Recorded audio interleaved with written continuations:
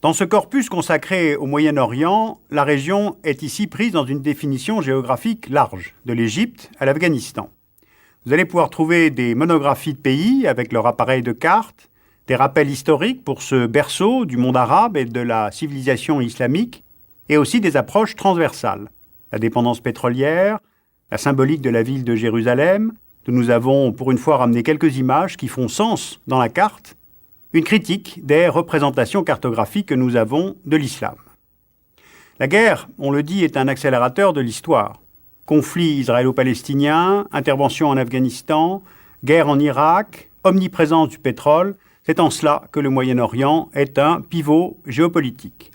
Alors je vous propose de définir d'abord cet espace et d'y appliquer les cartes de l'histoire récente, disons depuis la fin des Ottomans jusqu'à la chute de la dictature en Irak. Vous le constaterez, l'approche sur la durée est pleine d'enseignements. D'abord, cette région, comment faut-il l'appeler ? Proche-Orient, car dans la tradition géographique française du XIXe siècle, il s'agit de l'Orient le plus proche, par opposition à celui plus extrême de l'Asie.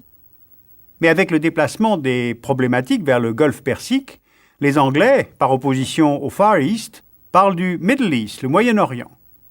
Et puis récemment, nouveau déplacement de problématiques vers le terrorisme, se réclamant lui-même de l'islam.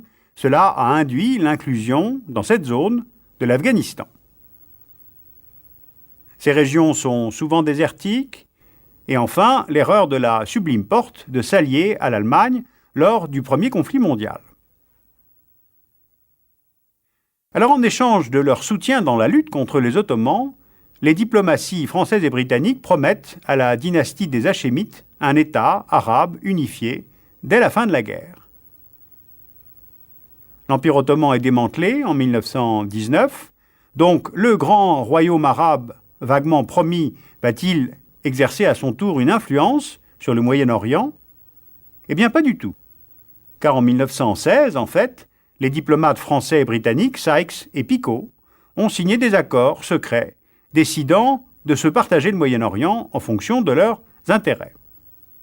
Ce qui fait qu'à partir des années 20, le Moyen-Orient passe sous la tutelle de la France, qui est gardienne traditionnelle des lieux saints et qui va prendre le contrôle de la Syrie et du Liban, et du Royaume-Uni, qui prend le contrôle de la Transjordanie, la Palestine, l'Irak et le Koweït. Cette influence se voit confirmée par la Société des Nations, la SDN, qui confie à Londres et à Paris ce qu'on appelle les mandats, dont on voit ici les découpages. Alors je crois qu'on ne comprendrait pas la totalité des mobiles de ces grandes puissances de l'époque si l'on ne prenait pas en compte la découverte, dès le début du XXe siècle, d'énormes réserves de pétrole dans cette région. Et le pétrole forme, au fond, la troisième influence qui s'exerce sur cette région. Le développement de cette source d'énergie qui, en moins d'un siècle et à l'échelle mondiale, va se substituer au charbon, va créer évidemment une grande dépendance des États consommateurs et par conséquent un besoin de contrôle des sources et leur influence sur la région. La guerre, c'est la poursuite d'une politique par d'autres moyens. Le contrat pétrolier doit se poursuivre avec la région, mais les contrats politiques ont été rompus depuis le 11 septembre 2001 et à cause de l'immobilisme des régimes arabes. D'où cette idée américaine d'un plan Grand Moyen-Orient qui s'adresserait à 22 États d'une zone qui va du Maghreb à l'est du Moyen-Orient, États qui se voient proposer de se convertir à la démocratie et au libre marché. Car pour Washington, il ne peut y avoir de sécurité sans prospérité.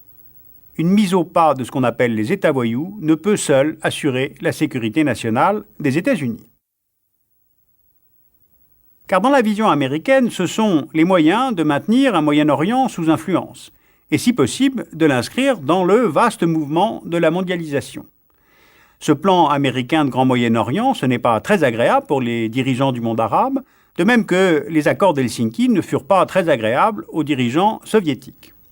Un rapport de la Banque mondiale en 2003 sur la gouvernance dans le monde arabe indique que le Moyen-Orient, y compris Maghreb-Mashrek, représente environ 10% de la population mondiale, et ces 10% produisent 4% de la richesse mondiale.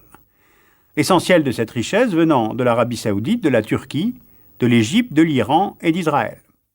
Pendant les 30 dernières années, le décrochage est très net par rapport à l'Asie, et les islamistes prospèrent sur la pauvreté et les frustrations politiques. Voilà pour le constat. Mais le revers de cette influence américaine sur cette région en général et en particulier sur l'Irak, c'est qu'ils fabriquent du terrorisme au lieu de l'éradiquer.